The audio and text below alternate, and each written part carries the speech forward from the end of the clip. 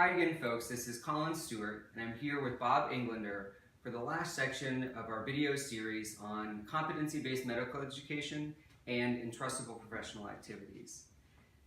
So at this point, we've talked through the shift from structure and process education to competency-based medical education and the different steps that are necessary to achieve that shift. And now, the part as a training director that I'm really excited about discussing is how do we go from this concept that makes sense of competency-based medical education to the practical assessment of those competencies. And that's what Bob is going to be discussing here when he's discussing this concept of entrustable professional activities. Great, so thanks, Colin. So where we are right now is hopefully we've established for you in the first video where we started, where we came from. In this second video, what the central tenet is of competency-based medical education. In the third video, what the four-step process is to get to competency-based medical education. And if you remember, the third step in that process was around assessments and framework for assessments.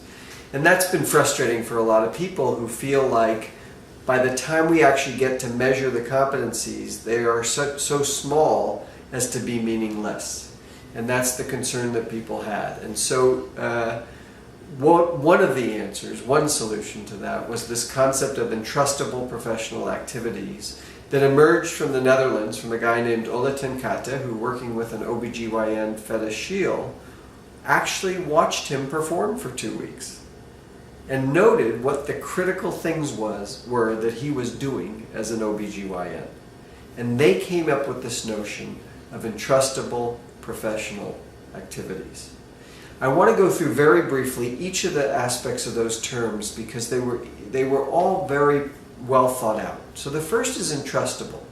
And what I love about entrustable is it brings trust and supervision into the assessment equation. And the fact is, you and I and all of our colleagues are doing this every day with our learners. We are making implicit trust decisions. I may say as a hospitalist, to one senior resident, call me with any admission. And I may say to another, call me if you have any concerns. Those are very different trust decisions. So it brings trust and supervision into the equation. And the supervision piece is critical because we have to have medical students going into graduate medical education who are ready to do things with indirect supervision. And we need practitioners to go into practice ready to do things with no supervision, unsupervised. So that's entrustable. The next one is professional. And the idea here was there is a scope here. There's a scope around what you should do. And it determines how we get to entrustable professional activities. So the idea is A, they are discipline specific, and B, they are profession specific. So they've been written, for example, for physician specialties, but also for public health administrators and also for physician assistants. It's really important because what you don't want to end up with is every medical school or every residency program creating their own set. It will be very hard to determine assessment in that world. What these really should be is a discipline, psychiatry, pediatrics, internal medicine, coming together and determining what are the essential activities of their profession. So that's the professional part. And finally, the activities. So the concept is they have to have several characteristics. They have to be day-to-day activities that are essential to the profession. And most times when you read these lists, they have great face validity. You read this and you say, of course that's something. In psychiatry, it might be perform an initial evaluation of a patient. Of course that's something that every psychiatrist has to do. In peds, care for the well newborn.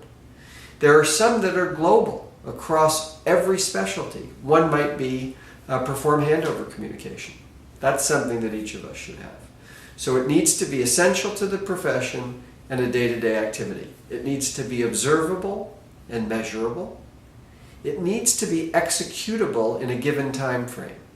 And finally, it needs to integrate competencies. Because the whole idea here is how do you put it all together to render care to a patient? So those are the basic concepts of entrustable professional activities.